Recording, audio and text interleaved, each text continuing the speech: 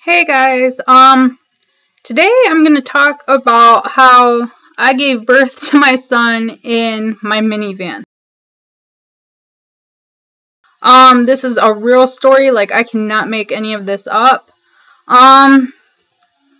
Okay, so let's start from the beginning. So, we had paid for my mother-in-law to come stay with us because my husband worked about 12 hours a day. So, she was living in Tennessee, she was living in Mississippi at the time, and we were living in Michigan. So we paid for her to come up and stay with us in case I went into labor and he was at work. We would have somebody at home to be able to drive me to the hospital. Okay, so it was 3 a.m. and I woke up to get my husband ready for work. But I was already awake. Like, I had been awake since 2, having contractions. Like, I feel like, I don't know, like, if this kind of, like, if stress sends people into labor, but, like, I remember going into the fridge at 2 a.m. to make my oldest son, who was my only son at the time, a bottle, and all the milk was gone. So I was enraged. I was so mad and immediately started having contractions. So this started at 2, and by 3 a.m. when my husband woke up for work, they were about 3 minutes apart. So, like, I had told him, like, hey, I'm having contractions 3 minutes apart. My due date was still 2 weeks away. So he kind of, like, brushed it off, like, oh, like, it's not real labor. So I drove him to work, because, like, I needed the car in case, like, I did go into labor. So I drove him to work, having contractions, went home, still having contractions, woke my mother-in-law up. And she had just laid down maybe at 2:30 in the morning. I woke her up and told her, I'm having contractions 3 minutes apart. I need to go to the hospital. She told me, you're not in labor. Go back to bed. If you were in labor, you would not be talking. I shit you not. She was there when I had my first son.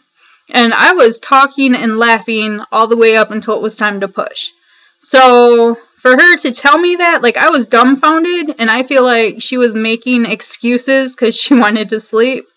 Okay, so I don't think she ever went back to sleep because, like, she was on my couch, and I went in my room and kind of curled up with my son, and, like, I was still having contractions, and I don't know, like, she came in there, like, maybe every hour, and, like, kind of like, oh, like, you're not in labor. Like, still telling me, you're not in labor. You're overreacting.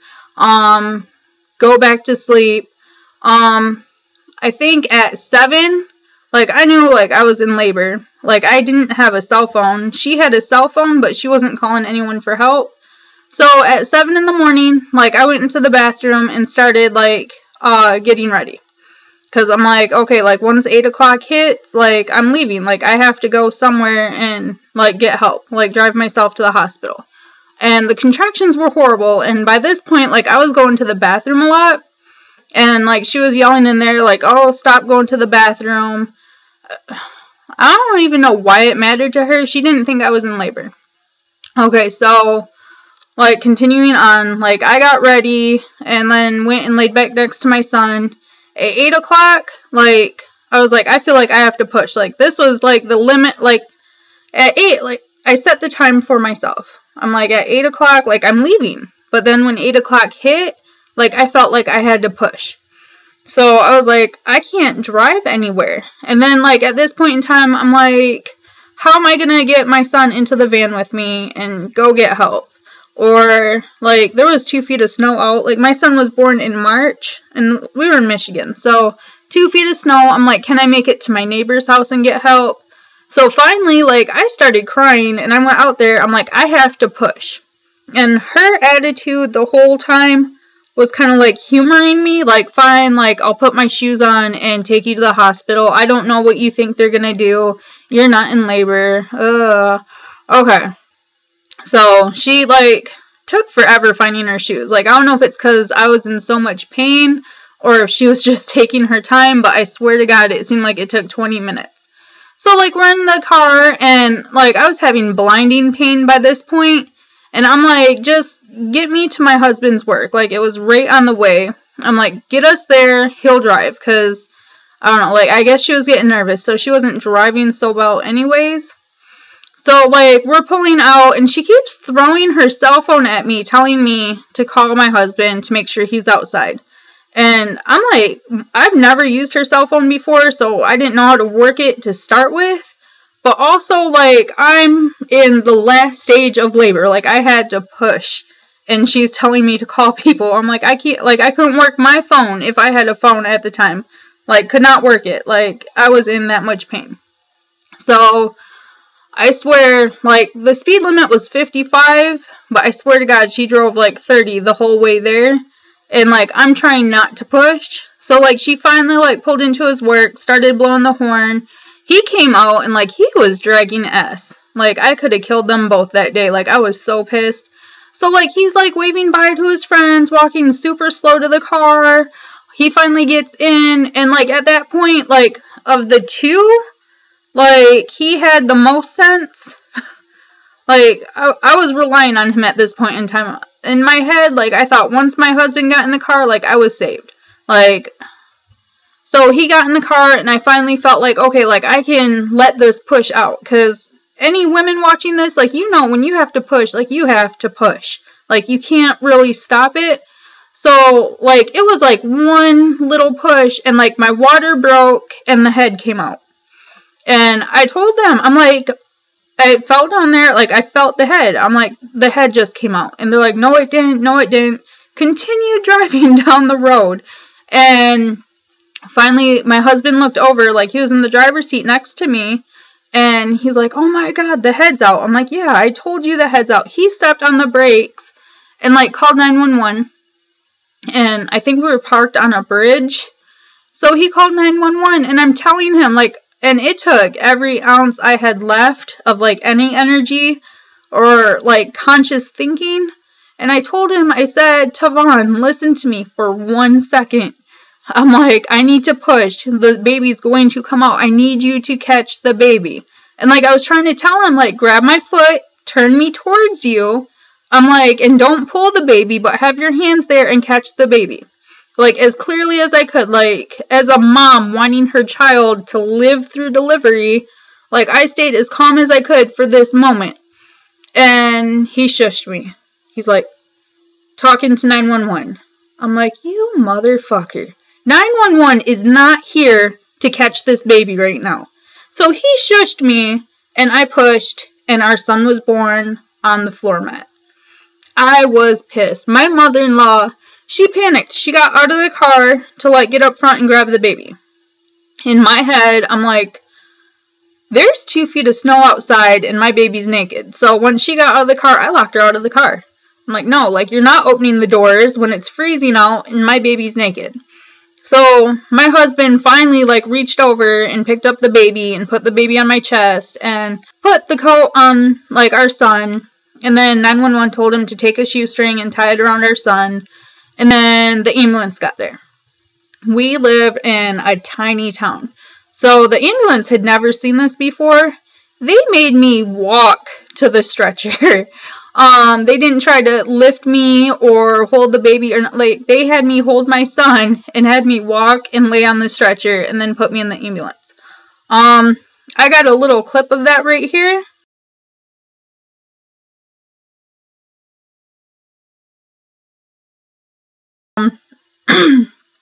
Yeah, so we got to the hospital.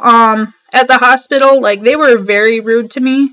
Like, I don't know if the doctor was mad that, like, I don't know if it affects his pay or not, like, if he doesn't deliver the baby, but he wasn't very caring to my needs.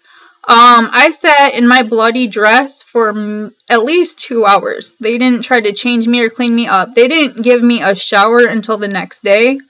And this was early, like, I got there at, like, 9:30 in the morning, 9:30, 10 a.m. Like, it was the next day when, like, I finally got to get a shower. And they were horrible to me the whole time. So when my first son was born, the placenta had broke apart. And they had to, like, physically remove it with their hand or tongs. Like, I'm not, like, it hurts having a baby. Like, I don't remember details like that, but I know they had to physically remove it piece by piece. So with my second son, the same thing happened. It broke apart. When we got to the hospital, like, some of it had already came out. I pushed some of it out. The nurse had taken tongs and removed some of it. Like, I thought she had got it all. Like, she thought she got it all. Later on, like, a piece, like, came out when I was going to the bathroom. Like, later on that night, like, 9 o'clock at night. And that's very dangerous to have, like, placenta up there. I had called a nurse in the hospital and told her, like, because I put it in the bedpan. I'm like, a piece of placenta just came out. I knew it wasn't a blood clot because I felt it and it felt rubbery. Like, I know what a blood clot feels like, and this felt almost like a piece of, like, shoe rubber, but, like, not as tough. So, like, I knew, like, it's a chunk of placenta. They left it in my room, like, again, like, overnight. Like, it was, like, the next day. And then before a doctor could come look at it, like, some nurse came in and threw it away, like, when I was in the shower. So I'm like, you guys, nobody even looked at it. Like, what if there's more up? Like, you guys aren't taking care of me. Like, they were horrible to me the whole time. So, later on, like, on the day, like, I was supposed to go home, they told me my son had jaundice.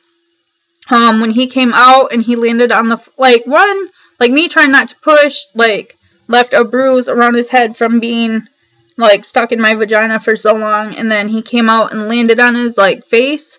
So, like, his face and head was bruised, and as that's bruising, like, the jaundice in that blood, because, like, all babies are naturally born with jaundice, and their liver kicks in and starts, like, cleaning the bilirubin out of their blood. Bilirubin is what leads to jaundice. So, like, as the bruises were healing, all that bilirubin infected blood was going back into his body, which made his levels spike, and he had jaundice really bad. They sent me home with a light blanket. So later on, like, I had to check in with a doctor. The doctor sent us back to the hospital. Like, his levels were so high, like, he's like, he could end up, like, with brain damage in the future. Like, you have to take him to the hospital now. So he was in the hospital for 2 or 3 more days with jaundice because he was born in my car.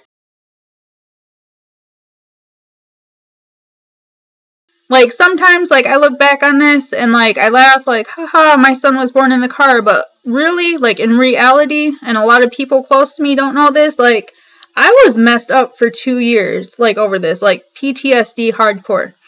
Because in my mind, I'm like, my son could have died because the 2 people who I was relying on for help in that moment were not listening to me when I told them I was in labor. I hope you guys enjoyed it. I hope some people might be able to learn from it.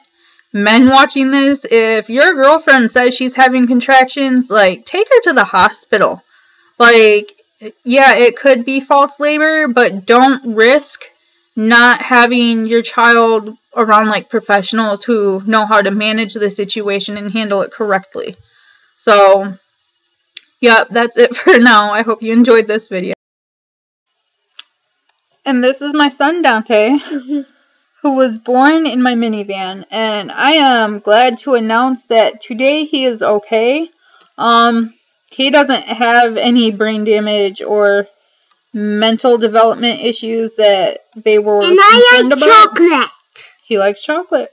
He just turned 5 this month. But yeah, he's okay today, and there was no lasting damage from how he was born. So I am very blessed to announce that. And it is one of the reasons that I can look back on it and joke sometimes. So I feel very thankful for that. I love you. Yeah.